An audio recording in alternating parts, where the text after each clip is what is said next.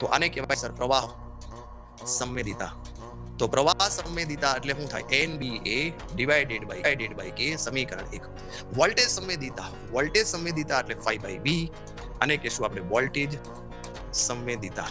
એટલે આન્સર શું આવે? NBA ડિવાઇડેડ બાય KR સમીકરણ નંબર 2. તો આ resistance, what we have to find resistance, R જોઈએ છે. એક કામ કરીએ, સમીકરણ 1/2 કરો તમે. તો જો NBA K ઉડી જશે, ખાલી વધે શું સાહેબ? R વધે.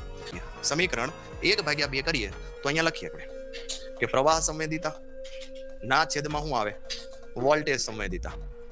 તો એને એપ્રોપ્રિએટ પ્રવાહ સંવેદિતા શું છે સર? તો કે NBA ડિવાઇડેડ બાય K.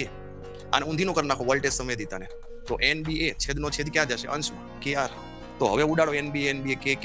તો એનો મતલબ કે અવરોધને જ શું કહેવાય?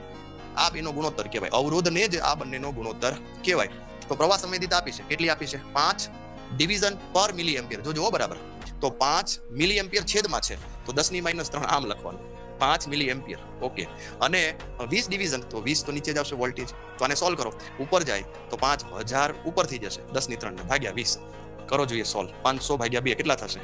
250 ઓહ્મ. આન્સર આવશે 250 ઓહ્મ.